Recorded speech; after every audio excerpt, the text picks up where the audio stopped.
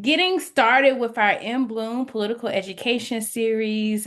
Thank you for tuning in. We're so excited to dive more deeply into our organizational priorities. Some of these priorities that we'll get into this summer include our policy priorities, and there are other issue areas that intersect with reproductive justice. And we'll be in conversation with different people. And today we are just going to start it off with some work we've been engaged in for quite some time now, a few years now, our doula work and this doula download, as we've called it. So I'm Briana Perry, Executive Director at Healthy and Free Tennessee, she, her pronouns.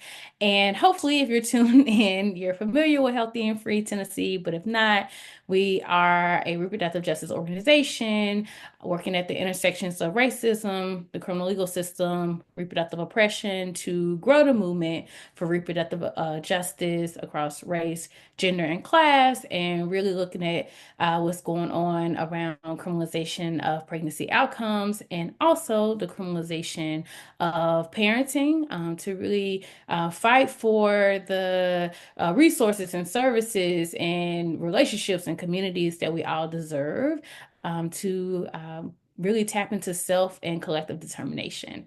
So I'll stop right there and pass it to Nina to introduce herself, who I'll be in conversation with. We'll be in conversation together. Yeah, thanks so much for that introduction, Brianna. My name is Nina Gurak. I use she, her pronouns, and I'm the Director of Policy and Education here at Healthy and Free Tennessee. And we were really excited to kick off this political education series. Really wanted to take this summer to really dig deep on some of our issues and prepare ourselves and our supporters for key advocacy that's coming up this year on a variety of topics. So we're really excited to spend June and July really talking about family policing and reproductive health and environmental toxins and our doula work with stuff that what's going on with doulas in Tennessee and 10 care coverage of doulas. And then in August and September, really doing a deep dive into Tennessee's public benefit system, which we know kind of is under attack at the federal level, but also to get a better sense of what folks are facing on the ground here. So really excited that you're joining us for this first installment. We have awesome guest speakers lined up for a bunch of our other events, but excited to just kick it off with us today. So thanks so much, and I'll pass it back to you, Brianna. Yeah, thank you for that, Nina, and adding more details into what we're up to this summer with this series. So yes, today we're going to get into our work around doulas. This doula download. We'll be getting into the recently released doula report, what that is, how it connects to some of the work we've been doing around this goal to get to expand doula access and coverage, and namely, really wanting to fight for 10 care reimbursements for doulas to be eligible for 10 care reimbursements. So we're gonna share our journey today, what it's been like, and get into that report, and also next steps, like what does this report mean as far as like future advocacy around doula care, and what it means when we think about really expanding coverage and 10 care reimbursements. And so there has been a lot, that's come up around doula care over the years. And, some of that is, just kind of like on the ground work that doulas, especially community-based doulas, are doing to intervene in the maternal mortality crisis, but also provide even more expansive care and really try to tackle medical racism. And, doulas aren't like, oh, like this, like path to like eliminating it is an intervention, but just to say that doulas are playing such a critical role across the country, but also in Tennessee. So we want to get into that, and then also what came up this year, like there's this advocacy component, this policy component that we've been really working in, and want to like just share what this looked like over the years, and then also what came up this legislative year. And so we want to really be grounded in our values around transparency and accountability. Those are values that really anchor our organization, and then also our approach to policy work. So as we think about relationship building and being in community, transparency and accountability, every step of the way is really important to us. And we're doing this download in service to those values to really be grounded in those values. I also want to lift up some other values that are informing this conversation and inform our work. So we also aim to always center those folks who are directly impacted by the issues that we're working on. And when we get into like our journey into dual work, that's how it began, being in relationship with folks who were impacted by this issue, community-based doulas themselves. And so we want to also talk more about that and what we mean by community-based doulas, but that's a value. And we want to anchor our work in that, even as we have to make shifts. Like, how do we hold that as a guiding light, centering those who are directly impacted by the issue, those who stand to benefit the most if there are any advances, and those who stand to be harmfully impacted if something was to happen that infringed upon a particular issue. We also hold the value of working for tangible shifts in people's material conditions. So healthy and free, our policy work and approach to policy work is in that. So we're not doing policy work just to have a policy win for the sake of it, but really thinking about tangible shifts in people's material conditions. And with that, we might have to pause sometimes. We might have to like reassess because we want to be in alignment with that and not just taking the easy wins, but making sure to the best of our ability that they will have some impact. We also are really trying to anchor in intentionality and care. So that goes back to who we center, but also just like how we approach the work and care infused into all of it. The process of like brainstorming to really thinking about like working with different folks, and if it's legislation, the legislation that's drafted, and ensuring that care is infused into that. And then lastly, prioritizing relationships throughout all of this. And again, how that's just really the through line and how we want to approach our policy work, but again, our work overall as an organization. So we want to start with those values, again, as they inform how we show up in the world, and they're going to inform this conversation.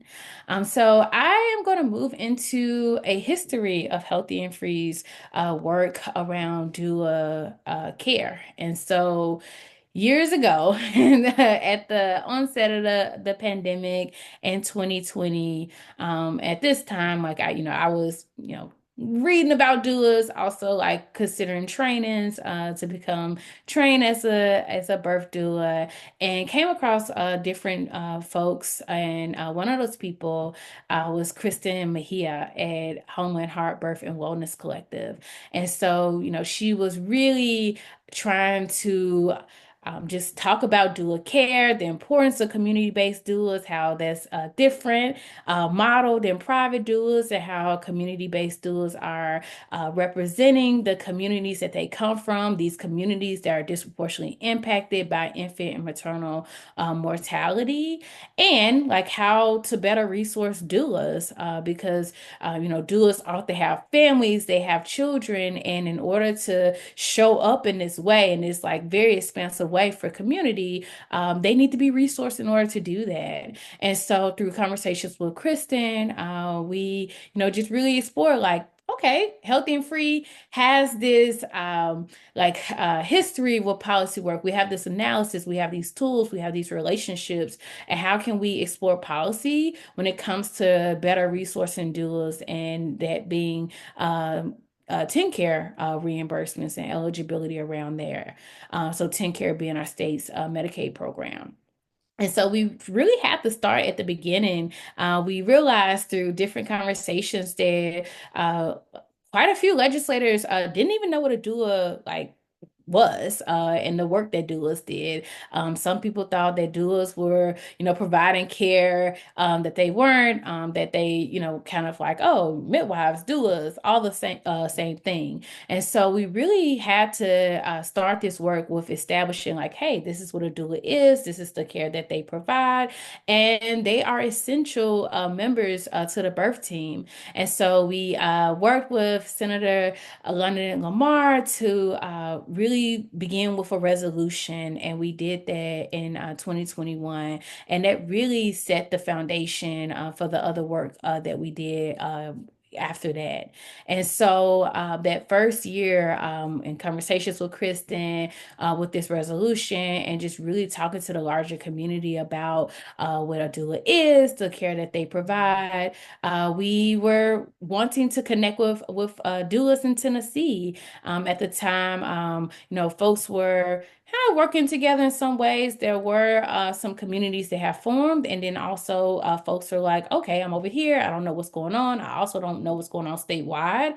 And so we sent out a survey to doulas. Like we really, we're asking people like, okay, what doulas you know? We asked some national partners as well, and just like some other resources to send out a survey to really capture their needs. Like, what does it look like for you and what you're trying to do? What will better support you? And that culminated into a report. But along with the survey, we did a town hall as another opportunity for doulas to weigh in on what they want to see policy wise to really support and expand their work. And so after that, we released a report, which folks can find on our website at healthyandfreetn.org, where we go into the findings from the survey, from the town hall, and policy recommendations, especially lifting up what it could look like to push for policy for doulas to be eligible for TennCare reimbursements. And then in 2023, we worked on the creation of the Doula Services Advisory Committee, and this is the committee that released the report that we're going to get into today. And so again, this continued collaboration with Senator Lamar, and that report was that committee was to establish core competencies because early on from the beginning, we were clear by having conversations with doulas that it's not like establishing legislation or passing legislation that is relying on certification from these national doula agencies. So one thing that became clear that's cost prohibitive, but also doulas told us, hey, we don't want to, necessarily get certified by X, Y, and Z. Doula agency that likely is white led, and the curriculum is white centered. And community-based doulas, they've been doing this work for years and years, for generations. And it's not like being certified in that way doesn't put a stamp of like, okay, you can show up for somebody's birth, that this is ancestral wisdom and knowledge that folks are trying to do and show up in their community. And if we tied any type of policy related to expanding doula services to a requirement related to having to be certified by a national agency, that was problematic out the gate. And so that's why we have taken steps and little steps over the years to really center community-based doulas. And that's what we did with the creation of the committee to think about core competencies for Tennessee-based doulas instead of relying on a national agency. And last year, we attended those meetings and really had conversations about TennCare coverage of doulas at the legislature, in the community, and just have pulled in different folks as well. So I'll pause right there and pass it to Nina to really get into some more about the strategy, especially this year. Yeah, thanks so much, Brianna, for that really helpful overview. Um, I just wanted to add like a couple of things. So I think there might be like a question, or I've gotten the question a couple of times of like, why do we even need to pursue this legislative change? And I think I really just want to uplift what Brianna said about like making a change in people's material conditions and knowing that especially with the most recent data from the Maternal Mortality Review report that folks who are on 10 care are experiencing like much, much higher rates of maternal mortality and morbidity than the general population. We also know that 10 care covers over 50% of births in the state. And because of the way that our medical system is structured, in order to allow doulas to be reimbursed under Medicaid, they have to have some kind of something from the state. And we've seen other states do this in a variety of different ways.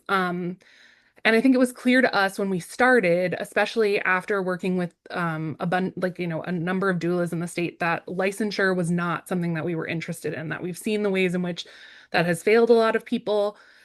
And even this concern around certification. What does that look like? What does it mean? What are we seeing in other states where folks, it started as an optional certification and now it's like, well, if you're not certified, you can't come into this hospital. And that, again, was not something that we ever wanted. We wanted to be clear that while we acknowledge that because of the way that our medical system is set up, there needs to be some kind of state involvement check, something. Um, that it should be doula led and doula created. And I also want to point out that that was clear in our report that we put out, and I put it in the chat too, if folks are interested. But it was one of our top recommendations, and that was, originally, I think the research that we were doing around that was in 2022. So again, quite a number of years ago that we were suggesting, hey, we need kind of a third party doula-led organization or something to be the verifying body or whatever we want to call it. So I just want to put that out there because I think sometimes that can be a little like I think there's some confusion around that, and there is a little bit of a rub between like what we know is important, doula services, doula autonomy, birthing people's health and autonomy and dignity, and the reality of kind of trying to navigate state systems. So want to like name that too. And then also I did just want to highlight too that I think this has really been a learning process for Healthy and Free Tennessee and for myself personally. I think, like Briana said, we are committed to like tangible wins. And in order to make some progress on this larger win, we've had to take steps that we felt would advance the bill. Like the state-sponsored study, like the Doula Services Advisory Committee. And I think there is a lot to learn about how state systems interpret legislation, how we can better adapt to those situations, and just thinking about the selection process for the original Doula Services Advisory Committee, what happened when they had to fill a vacancy, things like that. That really taught us a lot about how it looks to engage with state systems, both folks who are really interested in doulas and folks who are not as interested in doulas. And what does that advocacy look outside of the legislature has been kind of key to this learning as well.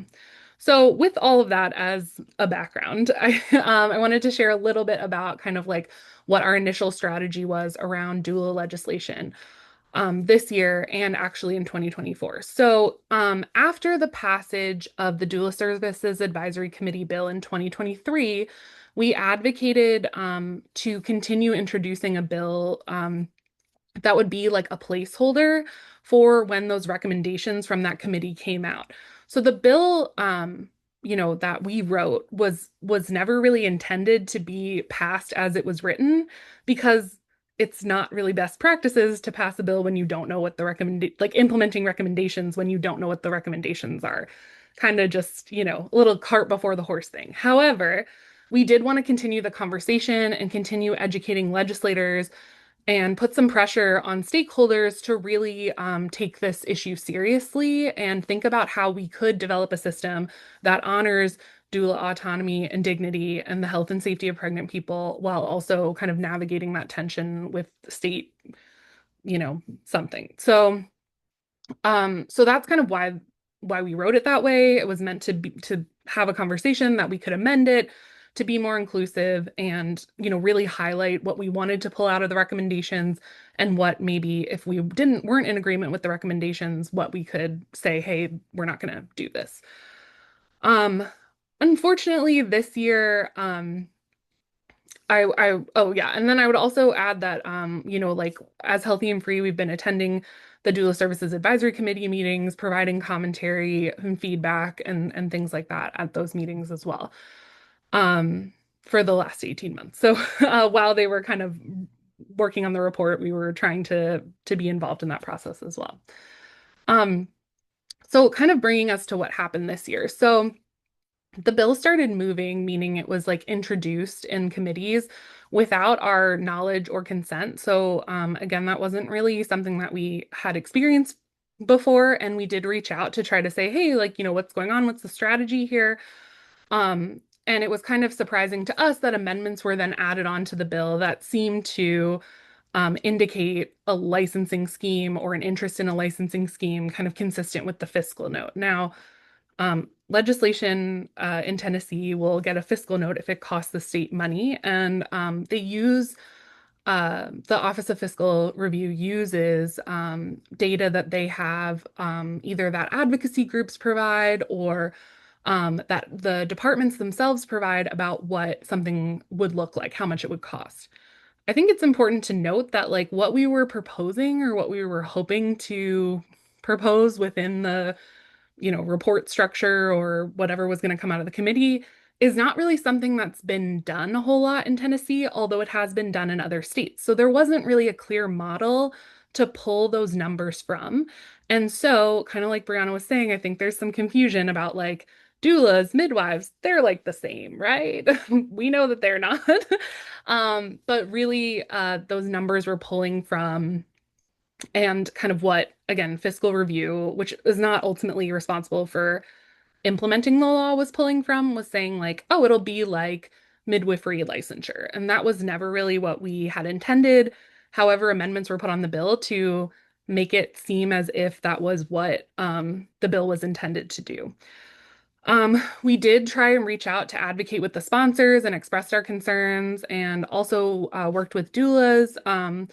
To provide analysis about like, hey, this was the intent, this is how I read it now, and tried to support to the extent that we could the analysis and understanding of various doula groups that we saw mobilized to lead advocacy against this bill. So, was really helpful to engage in those partnerships and share kind of our understanding, and also and kind of hear from folks what the concerns were. And I know that those doulas and doula advocacy groups all communicated directly with the sponsors as well to try and see what we could do about this legislation. So, in terms of what happens now, SB 44 passed the full Senate with the amendments on it. However, it has stalled in the House. So we will, I guess, see it can be picked up next year. And I know that some of the sponsors have mentioned that they're interested in working on the legislation to make it more amenable to all the groups involved or positive. But yeah, I just wanted to kind of share again that context. And like Brianna said, in the interest of transparency and accountability, like just being really clear about like our intention, also some lessons learned around like, hey, maybe placeholder legislation is not the best strategy anymore. And, again, something that we are learning and experiencing, but also wanted to highlight a little bit about kind of what happened and our perspective on this bill and this year. And I guess I'll pass it back to Brianna if you have anything to add on that, and then also we can talk a little bit about the doula report. Yeah, thank you so much, Nina, for that additional context. It's so helpful. One to like ground and and also like the bigger picture, and to share like like it's a journey, and that's something. When I first started Healthy and Free and was very new to policy work. It definitely is a journey, and there are a lot of lessons learned. There are, moments where you have to like come back to the drawing board. You have to reassess, but we hold those values, and so that's why we started with that and want to uplift them again. So transparency, accountability, centering those directly impacted by the issue, intentionality and care, relationships. We hold that, and those are the things that guide us, and we come back to even as different things come up. Is can be very unpredictable. So even with the creation of the Doula Services Advisory Committee, there were lessons we learned around that, because we very much so wanted to really see the representation of community-based doulas on this committee. And just to say, like, lessons related to working within government committees and those structures and bureaucracies, etc. So it's a learning process. There are a lot of like things we're, trying to experiment with and just see, but we come back to our values and hold our values, and that really guides like how we move. So just, want to add on to that by saying that, or just, bring it back up our values. But thank you for that context. So getting more into the report, again, just to reiterate that with the development of the Doula Services Advisory Committee under the Department of Health, after like the ultimate goal as uh, part of that legislation and the committee coming together, that they were going to have conversations, and that report will be due within 18 months. And so that report was released this March, so a few months ago. And just also wanted to know at the time of the report publication, there were 5 committee members, and I definitely want to highlight for folks when you are getting into the report to just see who those members are, and then also the members who were part of the committee at some point. It's just helpful to know like who are the people behind the particular thing. And so the purpose of the report, as we've shared, and just want to say again, is for the committee to offer their findings and recommendations related to the core competencies and standards for the provision of dual services in Tennessee, and the reimbursement rates for TennCare reimbursement. So as Nina pointed out, kind of like the why behind policy work, and how in order for doulas to be eligible for reimbursement, there's like a something related to like core competencies. And since we didn't want to go the national route, like community-based doulas are very clear about that. What did it look like for a process in Tennessee? And so this report offered those findings and recommendations, and again, the piece around, okay, as we're thinking about reimbursements and that being a goal, what could rates look like in Tennessee? And so the report offers quite a bit of information. So it includes the committee's process for how they arrived at their findings and recommendations. And this process included a landscape analysis, a national and state landscape analysis of dual services. The report also included a description of existing doula pilot programs in Tennessee, and also the outcomes of those pilot programs. And there's one pilot that's still ongoing. And so just, information data that they have so far. And so that's in the report as well. And the report gets into those recommendations around core competencies. And with core competencies, we're really talking about the skill sets and knowledge that Tennessee doulas would need in order to qualify for TennCare reimbursement if they were seeking to qualify for TennCare reimbursement. And so from this, the committee recommended 2 pathways to demonstrate competencies. So a training pathway, and it gets into what that will look like if you go to training route. And also the second pathway being the lived experience pathway. And the 2 pathways have different requirements related to knowledge and community hours necessary.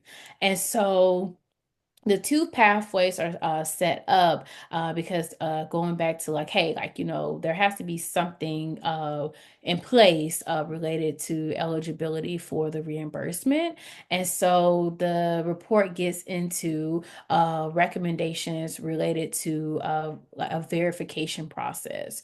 And so the Tennessee doulas who would like to qualify for TennCare reimbursements would, follow one of the two pathways and go through a verification process, either through a created verifying body or existing Tennessee-based organization that would verify those competencies. Now, I want to be clear that this verification process is not licensure. And Nina already spoke to that. So want to be very, very clear that that's not what this process would entail. And so doulas who would go through the verification process, the committee recommended some general requirements. So one, to be eligible for the Tennessee doula verification process, the doula would need to be 18 years or older. The doula would have to submit an application and supporting documentation. And what's meant by supporting documentation is just like a syllabus related to completed courses, for the lived experience pathway, attestation, like a form related to attestation, related to demonstrated years of active practice. So those documents that will go along with the application. And then lastly, an agreement to participate in the state doula directory. And so, like from that, the committee gets into the educational content. So that includes hours and content related to the hours. So, for example, 4 hours in childbirth education.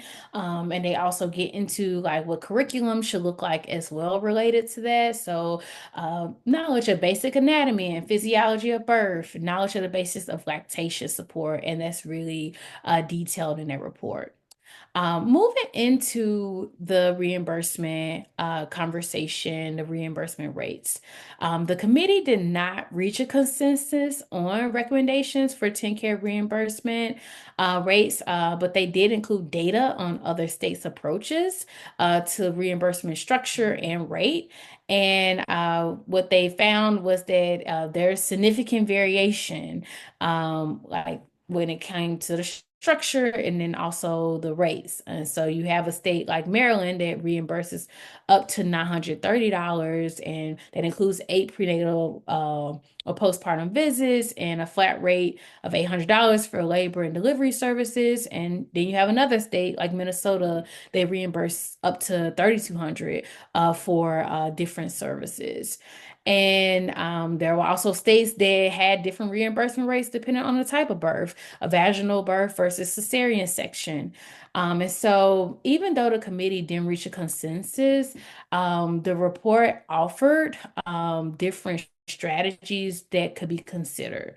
And so, from that, like what we gathered was that the committee, there would seem to be some agreement around considering what um, states who are similar geographically as Tennessee, like what their rates look like, taking into account the cost of living index for Tennessee, and then also taking into account like certain things to reimburse for. And so one example included ensuring there's a reimbursement, that the reimbursement includes the initial visit, a certain amount of prenatal visits, the labor and delivery, and a certain amount of postpartum visits as well. And there was also conversation around incentives. And so we definitely encourage folks to get into the report, read it in detail. But in summary, that's what it went into. And what we see as next steps and some things we were really excited about included, even though community-based doulas wasn't like named or spelled out specifically, we do see this report really like pointing or, kind of being like grounded in a lot of way of like considering the needs and interests of community-based doulas, and that lending its way to really uplifting working with underserved communities and communities who are disproportionately impacted by maternal and infant mortality, which we think is critical. And Nina already spoke to that earlier. And this report definitely is going to inform future legislation. And Nina will, kind of get into like, what's next for us, how we're thinking about it. But the piece around doulas really working with communities of color, communities who are really bearing the brunt of the disparities that we see when it comes to maternal health care, infant care, is something that came out of this report and it has the potential to be built upon and was highlighted in this report. And so, Nina, I just want to invite you to share kind of like how we're thinking about things, what's next for us as we continue to think about doula care in Tennessee. Yeah, absolutely. Thanks so much, Brianna. And I also want to and thank you so much for such a like detailed breakdown of the report. I did put it in the comments, so if folks are interested in looking, I think it's also linked in our Instagram bio or our link tree. So please feel free to check it out and read it for yourself. We also do have a very like brief high level overview Instagram post about what's included in the report if that's helpful for folks as well. I did also just want to name that, like, while we wrote the legislation that created the advisory committee and really did try to do some advocacy within the committee, we don't necessarily endorse all of the recommendations. And specifically, I want to point out that we did submit some commentary as well as get some sign-ons to a letter discussing our concerns with the hours requirement that the hours proposed in the committee report are just a lot higher than almost every other state's hours, both for the training pathway and for the lived experience pathway. So just wanted to name that too, and have some transparency around that as well. Um, and then yeah, I'd love to talk about what's next. So Healthy and Free Tennessee is kind of working with doulas in Tennessee and national organizations who have supported this work in Tennessee to continue to support a path forward for TennCare coverage of doulas. Like, this is an important issue. We care about this. This is something that we, started working on in 2020 and want to continue to work on until we see it through. Um, that being said, we've always wanted to support doulas to lead this work. Like Brianna said, that's a key belief in our policy advocacy area that we want to have folks who are directly impacted be at the head of this work. And I think despite our best efforts to represent folks and knowing that we have doulas within our organization as well, there are a lot of opportunities that doulas have to advocate and share more experiences than necessarily like Brianna or I have. So really excited to continue and kind of move into more of a supportive role for doulas in the state who are advocating for the care and support that they really need. So that being said, we are interested, we want to support, we're excited to support and feel really excited and energized around the work that doulas have been doing at the legislature in their communities, specifically around how we can have a more equitable way of approaching TennCare reimbursement for doulas. So yeah, really excited to continue supporting this work in any way that we can. And I guess also just want to like open up like at least our inbox to to folks who want to be involved, who maybe are like, oh, I didn't know about this, but now I'm a doula and I'm really interested, or I have some more questions. Like, we really again want to open that up. So you can feel free to DM us on Instagram or email our info@healthyandfreetn.org account, and we'll make sure it gets to the right person. Um, I think that might be it for Yeah, today. I'd love to do a little plug for our next series if that's okay, Brianna, but wanted to yeah, give you please do. wanted to give you a chance if there's anything else you wanted to add. You're Yeah. good. Okay, cool. So we're really, really excited to host our next conversation on June 11th. I know this was kind of a midday conversation, but this will be a late night conversation, 8:30 p.m. Central, 9:30 p.m. Eastern, hoping that for all the parents, maybe we can put the kiddos to bed and tune in.